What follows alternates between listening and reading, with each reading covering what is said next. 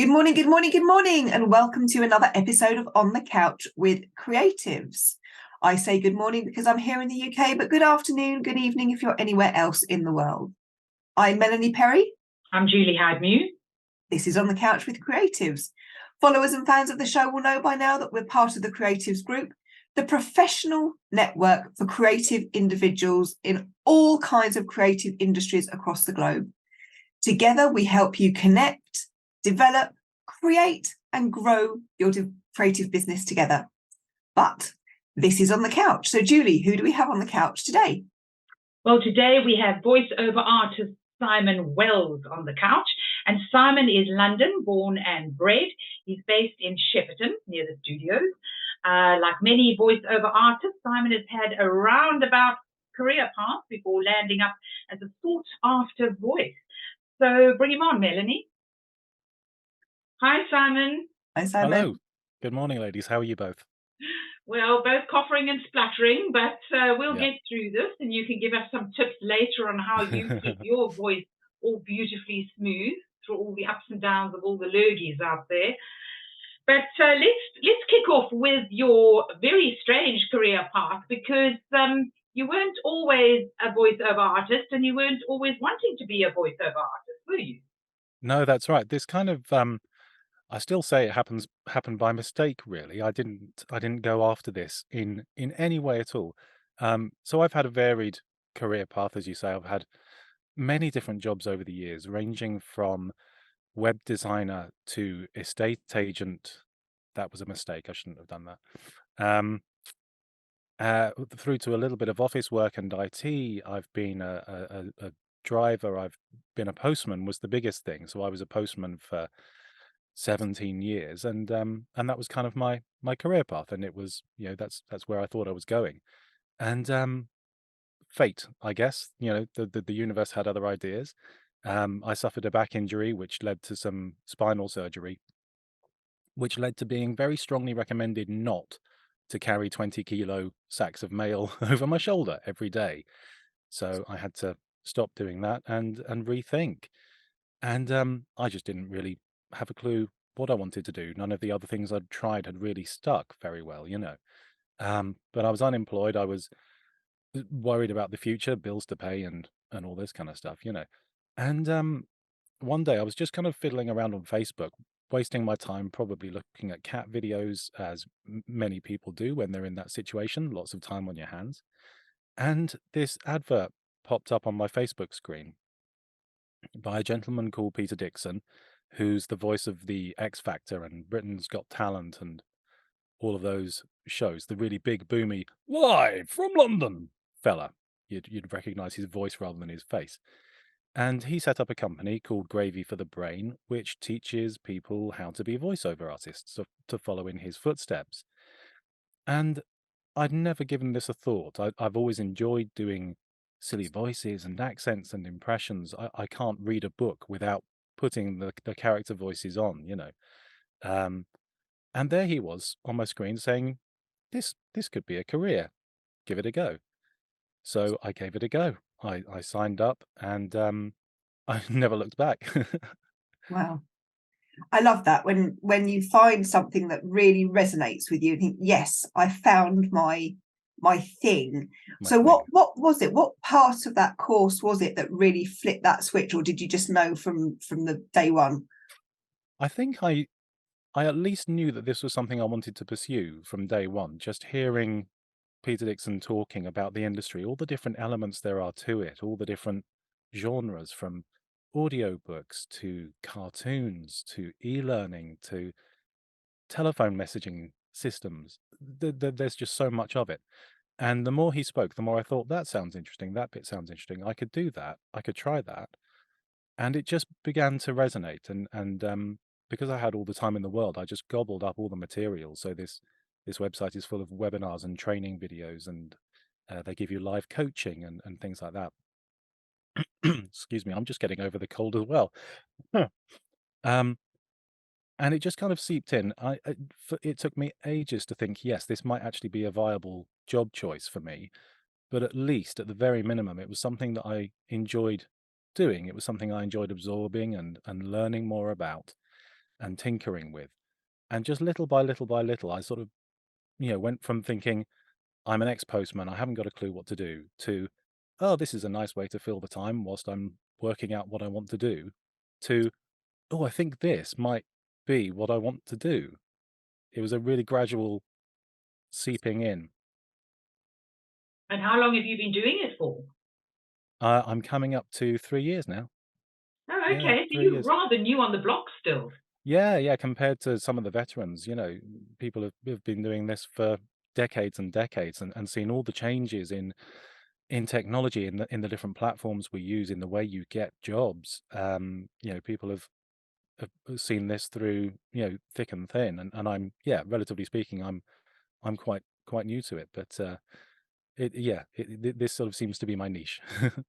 Well, And let's talk about the jobs because you've done corporate videos, you've done Mhm. meditation apps, you're the voice on answering machines. How do you pick up those jobs? So there are a few different ways we go about it. There are pay-to-play sites, so we subscribe to websites such as Mandy, Backstage, Bodalgo, things like this. And clients go and post jobs that they need filling. So they post a sample script, we audition for them, and they pick whoever it is that they feel is most suitable to that role. That's one method. Another method is to have an agent who sources the work for you. Even that in itself has changed quite a lot. People of a certain vintage would have had one agent, and that was their source of work. Their agent finds the work, gets them the audition. Now you can have multiple agents in multiple countries. We're also interconnected. It doesn't really matter where your client base is these days because we all work remotely from our own home studios. So an agent is another way, and the way that actually seems to be most successful for me personally is networking. Um, be it through LinkedIn, Facebook, whatever network you're on, actually going to networking events, joining fantastic groups like the Creatives, um, just mingling with people and learning what other people do, collaborating with other people. And then little by little, bit by bit, you get the occasional message saying, oh, I've just had an interesting conversation with someone who thinks they might need a voiceover. Would you like me to put you in touch? And I really like that sort of organic, ergonomic way of doing it because it comes out of relationship. It comes out of people who can actually recommend you because they know you've done a good job in the past. So that's the method that seems to work best for me. Everyone's got their own preference. yeah, word of mouth is always fantastic because it's we've heard it so many times, and it is true. People buy people, Mhm. and you're much more likely to buy from somebody you know, like, and trust, or explore Recommend. somebody who has given you a recommendation from somebody you know, Yeah, like, and trust. yeah, I think so. Yeah, yeah, Yeah, that's why networking groups like creators are, as you said, very important because people get to know you personally. mhm. And if they ever hear of anything, you pop into their mind. Yeah, yeah, Absolutely. absolutely. Absolutely. It's another way of keeping you visible. Mm. And especially if you're not somebody who really likes so much self-promotion, if you like, but networking isn't about self-promotion. You don't just walk into the room and it's me, look what I do, look what I do. It's about, as you say, having conversations, building up a rapport with people. Do people share your values? Do people share your ethics? Do people get along with you on a personal level? Do people think that they can work with you? Yeah, And so just by having conversations, that's what leads yeah, to work, not necessarily you going out saying, oh, look at me, I do this, I yeah. do that, I do the other. The thing with networking that I've found over the years, I wish I'd found this out sooner. You're never pitching your services to the people in the room, really, unless you happen to be walking into a room that's full of people who are your ideal client. You're never selling yourself to the people in the room. You're selling yourself to their connections and their connections. I used to be a member of BNI, one of the larger networking groups, and essentially every person in that room becomes your sales representative. They hear you speak, they get to know, like, and trust you. They get to get a feel of who you are and what you do and why you do it, what your motivation is. And then they go out into the world and keep their ears open. And it's reciprocal. You do the same for them. So you're always sort of thinking, oh, I just heard someone say, I really need an animator, a videographer, a photographer. I happen to know someone. Maybe I could put them in touch. And there's Exactly. a certain thrill to that. It's it's kind of like collecting things, you know. It's sort of, oh, who can I spot? Who can I find? Who can I put in touch with whom? Yeah. It's a real buzz. And if you're It is. doing that for them, they're doing that for you as well. Yeah. What I found incredibly amazing after Melanie and I started Creators was just how supportive all the members were of each other. Mm. And they will go out of their way to give you advice, to help you. The number of members that we have in Creators that will give up maybe half an hour of their time just to talk to somebody who's new in their particular creative industry, Yeah. and just to give them some sort of advice and to boost their self-confidence. It's absolutely amazing. People are actually amazing. Yeah. Yeah. They are. And I've found this a lot more actually since becoming self-employed. It's not the same in a corporate environment where people are kind of watching their own backs and making sure that their job's okay. And, you know, the people that have really come into their own, the most supportive and wonderful people I've met have been since leaving a corporate environment where it's all, oh yes, we'll support you, and it doesn't really mean anything, to actually people who really do, and people in the same industries as well. Like, you know, we've got a few voiceover artists in our group, and I know there are other networking groups that have got you know, similar industries or whatever. But it's when you come together and collaborate and help each other that the magic happens. Just because you're doing the same thing doesn't mean you should be competing against each other. That's a really old model, old way of doing things. But coming together can make wonderful things happen.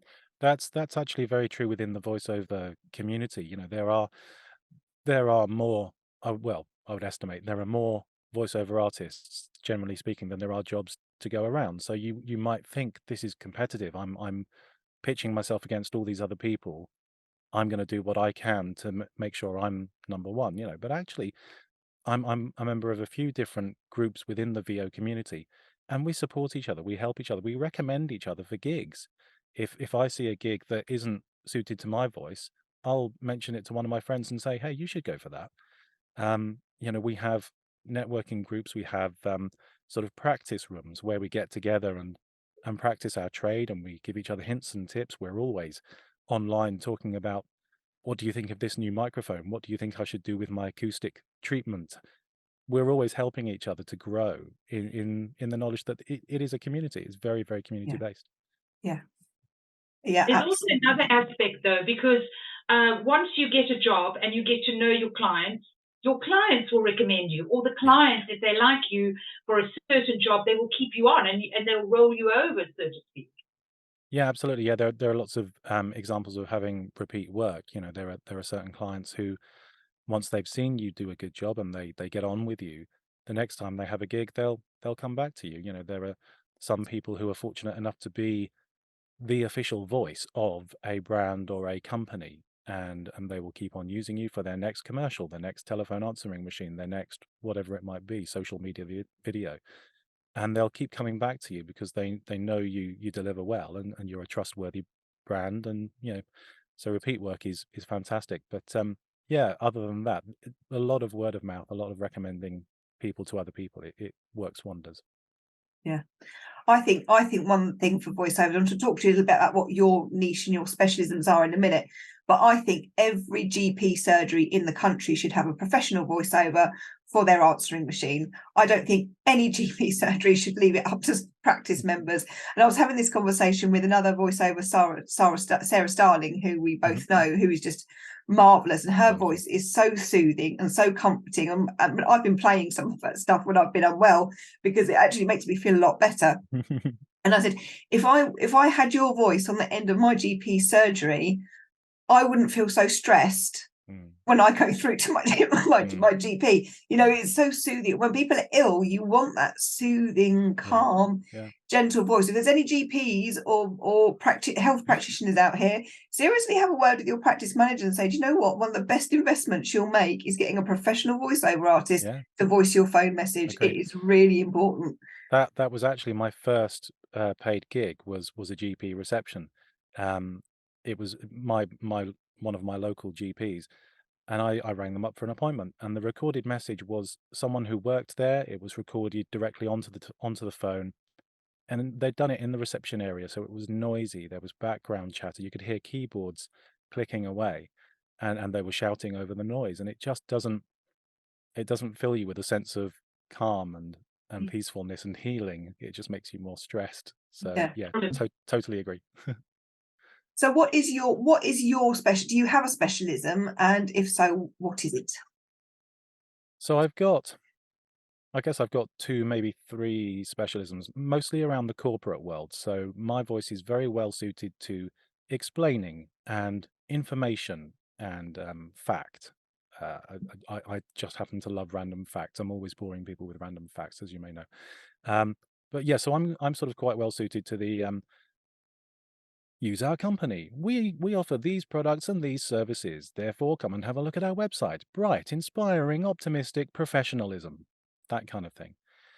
Um, Another area that I have only recently started getting into at someone else's recommendation actually is the sleep and meditation apps.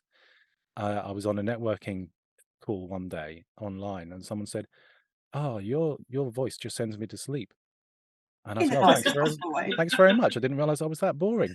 No, in a good way.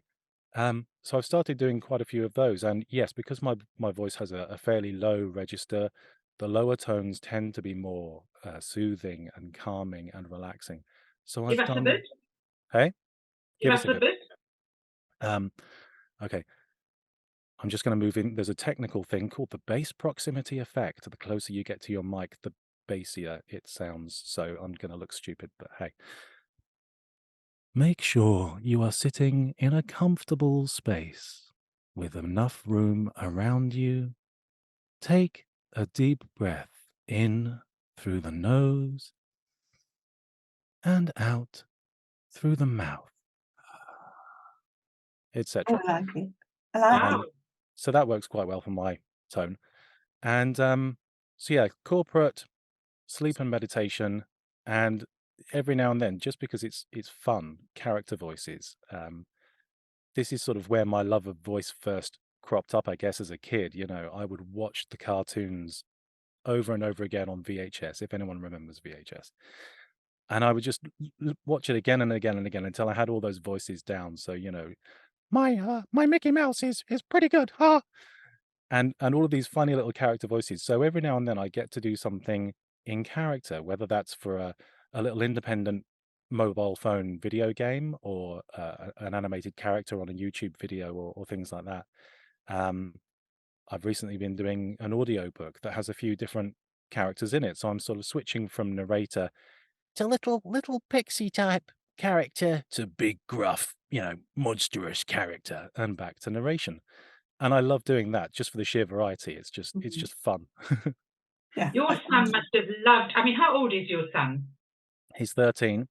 Oh, right. So he's a bit old to be read to, but when he was Yeah. younger, he must Yeah. have loved you to read to him. Yeah. We used to read Wind in the Willows. It's one of my favorite childhood books, and all of those wonderful characters would just sort of seep out, you know, and he would love it. He would start joining in. He now does quite a few funny voices and accents himself. So we spend a lot of our time just walking around the house, you know, just talking to each other in silly voices. Would you like some breakfast? Oh, yes, please. You know, it just makes life a bit more entertaining. A bit more fun, doesn't it? Maybe he will follow in Dad's footsteps. Maybe, who knows? Yeah.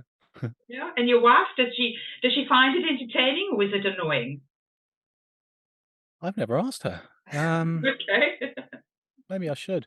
I think she joins in now and then. So both my wife and son are on the autistic spectrum, and uh, sometimes that weird and wacky and crazy and off the wall stuff fits our family demographic really well, and we all join in, and we're all, you know, really silly. Other times, the two of them like things to be a certain way and a certain predictability. So me going off the wall is the last thing they need. So it fluctuates from day to day. But yeah, they join in. They give as good as they get. That's great. That is a very entertaining household. Yeah, very entertaining. Yeah. At least interesting. And my wife Great. is my wife's a piano teacher. So the house is always full of some kind of noise. She runs her own theatre group for children that raises money for charity. So the house is either full of me doing voices or her students playing piano or them doing a rehearsal for a show or something. There's always some kind of creative hubbub going on in this house. Lovely. Yeah. And that's why you need to be in your own little soundproof bubble. Yes, absolutely. Yeah, it's very helpful having this here. So this is called a whisper room. This is a particular brand of booth. It's a self-contained unit that sits in the spare room in my house upstairs. And it just, yeah, it shuts all of that stuff away. It's quite useful. It's very And convenient. how expensive was it for you to kind of set up for somebody starting out if they're wanting to change direction? Was it expensive to buy some really good quality headphones and microphone? And I mean, pop shields aren't that expensive, but your booth and everything like that. How was it? Quite a change to actually set up? Or If I had jumped straight in to get the equipment that I currently have, I wouldn't have been able to afford to do it. But I started off small and gradually worked my way up. So I bought a lot of secondhand equipment. My first microphone cost me about 30 pounds, I think, secondhand on eBay. Um, when I first started out, I just had a duvet tent in the lounge, and that was my booth. I had a couple of clothes rails, on wheels, sitting in the middle of the lounge, and I chucked half a dozen duvets and blankets and pillows around it and made this little fortress for myself, which worked okay. It needed the surrounding environment to be quite quiet. It still leaked audio, but it was okay at the time. And then just little by little by little, I sold that mic and bought a slightly better one. I, constructed a booth made out of MDF that I'd sort of built myself, and that worked okay up to a point. But as I've improved in my abilities, the equipment has had to up its game to come with me. yeah, So little by little by little, I've upgraded it all. I've lost count of how much I've spent on it over the last few years, but it doesn't necessarily have to be a huge initial outlay. There are ways and means around it, and then you can just upgrade little by little as and when you can. just get You were talk- started somewhere. Yeah. yeah, you were talking about your sound booth being a self-contained unit. Mhm. How big is it, and how much did that cost you? So this is just over 2 meters tall by 1.5 meters by 1.5 meters. So it's bit roughly the size of a telephone box, actually, maybe a little bit shorter. Uh, and it's all it's got a proper door with a window in it, and the foam I've sort of added myself. Brand new, these are about £8,000. I got it for just over 1,000 again, secondhand on eBay. I love eBay. Um, Other marketplaces are available, but I've found some good stuff there. Um, so yeah, there are ranges and ranges of things. There are things that I've got my eye on now, which eventually I would like to buy, which are a lot more expensive than this, but do a much better job. They're more soundproof, so I don't necessarily have to make sure that the timing works so that I'm not recording something whilst my wife's doing a piano lesson. Sometimes there is a little bit of piano that leaks through because it's not totally soundproof. The only space that's totally soundproof is like a nuclear bunker, and I can't afford one of those Yet. yet. So So yeah. give us your top tips for people who wish to change their careers, become self-employed voiceover artists. We've been talking about getting the equipment together. What would Mhm. be your top tip when it comes to getting your equipment together? Lots and lots of research. There is an endless wealth of information out there. So the website I mentioned earlier, Gravy for the Brain, that I did my training through, they have not only vocal experts and marketing business experts as well, but they have a lot of technical experts who can guide you through, what's a good setup to begin with. They'll, give you hints and tips when you're having technical problems, that sort of thing. But there are videos everywhere. There are voiceover artists who have a little YouTube channel that talk about the tech stuff as well from a professional point of view. There are websites. The companies that sell these things generally do a really good job of reviewing the equipment and saying, these are your alternatives. This is your low price, mid price, higher price range bracket. And this is the difference between this kind of microphone, that kind of microphone, this kind of audio interface, that kind of interface. So do your research, do lots of it, ask other people questions, see what works for them. Something that works for them may not work for you. So research the heck out of it, and make sure that you're comfortable with that before you go too far. There was a quote, can't remember who it was by now, but someone sort of fairly early on in my career said, um, "Get good before you get seen." And at the beginning, it's very easy to be very, very keen, very eager. I've got myself a basic microphone and I've thrown a blanket over my head. I'm ready to send my demos out into the world, and the work is going to come pouring in. And it just doesn't. It takes time, you know. So get good before you get seen, because if you sort of put your work out there and you send demos off to agents and it's poor quality, that can damage your reputation before you've even started. So make sure you've done your research, got the gear, and make sure that you're actually good before you start getting it out. So that's Top one tip tip. number 2. How do you look after your voice, Simon? You drink lots and lots of water. Lots and lots of water. I have never frequented the bathroom as frequently as I do now.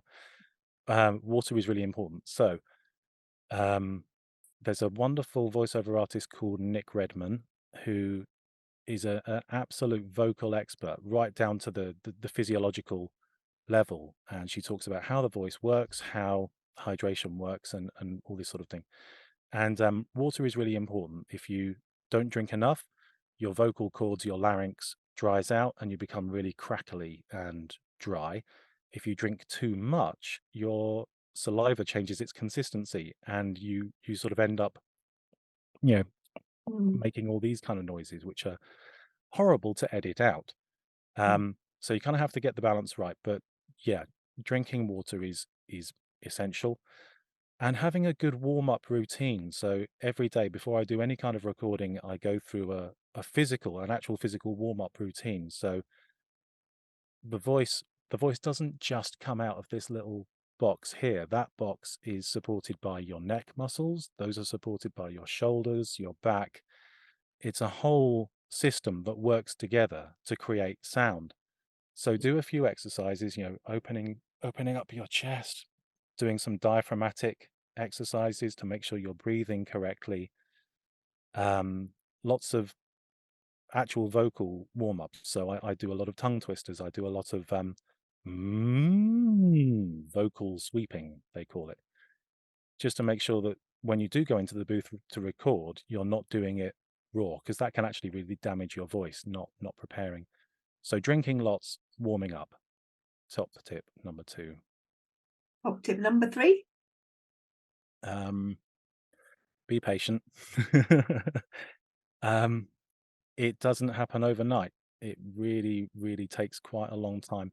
I wouldn't say I was fortunate to have spinal surgery and lose my job, but in a way, that gave me the time and the space to plow everything into this. And I have so much admiration for people who actually choose to have a career change whilst holding down a full-time job, because that's we don't have an infinite amount of time. But be patient. Don't It's such a cliche, but don't give up your day job. Not giving up your day job doesn't mean you're not going to make it. It just means these things do cost a bit of money and they do take quite a lot of time, and you need that financial support to see you through it. Yeah. So Unless you're lucky enough to have a big redundancy pot, and yeah, you've got quite a bit of a cushion, and you know that you can set aside a certain amount of yeah, money to retrain. exactly. Or if you're offered a redundancy package, sometimes companies will offer you a package to retrain or offer Yeah, you some yeah, support like that. So if you're lucky yeah, enough to take that, great. But as you say, if you are just thinking of jumping ship from one to the other, whether yeah, it's voicing or whether it's anything else, it's not really yeah, recommended. yeah. No, so I was fortunate enough to get a little bit of money from my employer after the back injury. But that soon ran out, and I had to go and get another part-time job to make sure that I still, could pay the bills and keep the roof over the head. Um, So be patient with it. Do plow as much time and energy into it as you can. Do the research, read the material, practice a lot. Go to networking events. Surround yourself by people who will encourage you and help you along your journey. But do be patient. It's not going to happen overnight. Don't get discouraged by that. I I went through quite a lot of discouraging phases where I just thought, this is never going to happen. This is Mhm. just taking an absolute age. But then little by little, a few jobs started coming in. I started getting known in a few small circles, and then those circles got bigger. But it takes time. Be patient. Yeah, good advice. Absolutely good advice. Now we're at that point in the we're at that point. Hey. You can tell I'm feeling better. I'm beginning to get my sparkle. Beginning to get my sparkle back when I get my cards out. These are one of my favourite. I like them. They're so soft. They're so soft. They're so silky. I could just sit here and play with these all day. They're just like so lovely, and they're They look bright and quality. colourful, and just Yeah, but for us that would be very boring, Melanie. no. They're my cards. I like my precious. My My precious. precious. Right. Don't Okay. you do, Gollum? Enough of that. Enough of that. Right. I shall spread my cards out. You know the drill, Simon. I'm going to run my finger along the cards. You yell stop, and we'll talk about that value. Stop. Right. What have we got? Ooh, The Ace of Diamonds. yeah. We've got independence. Ooh. Ooh, Well, that's very apt. That's quite a good one for self-employed persons. Absolutely. So, Simon, what does independence mean to you? What does it look, feel, and sound like? So independence. So two elements to that, I suppose. One is, as you say, being self-employed. Not something I ever intended to do. I've always had a job with a regular income, doing work for a person. The independence of working on your own is fantastic and liberating and freeing and enjoying and scary and terrifying and pressurizing and e it has a flip side. The other element of independence, I suppose, for me is quite apt because I sit in a box on my own all day long and I don't see people until I come on things like this or I go out networking. Um, so it is kind of all on you, really. It's all on your shoulders to make sure that you are well trained, that you know what you're doing, that you're good enough to put yourself out there, that you're able to actually run the business. I had to take a small business course to actually learn how to do all the stuff. How do you do your accounts? How do you get clients? What is tax? That's always just been deducted from my paycheck. So PAYE and yeah. exactly, yeah, PAYE, love it, miss it to an extent. Um, so yes, it's all on you, but at the same time, it's not all on you. You don't have to do it alone. Um, there are all of these networks. There are so many people out there who are just ready to give you encouragement and support and advice. So you are independent. You are essentially the buck stops with you, but you don't have to do it totally alone. There are so many people out there who can help and support and Yeah. advise you. Yeah, absolutely. And big shout out to one of our other creatives members, new members, Sarah Jane Slocum, who is an accountant who helps creative people who make things. So There you go. she's a tremendous asset to our group. And as you say, there are people who are specialists in supporting specialist industries, and they are there to help and support you. What does it say, as you're a sound man, Simon, what does independence sound like to you? To me, independence sounds like I can picture what it sounds like, but I can't put it into words. Um, Perfectionism comes into it somewhere because you are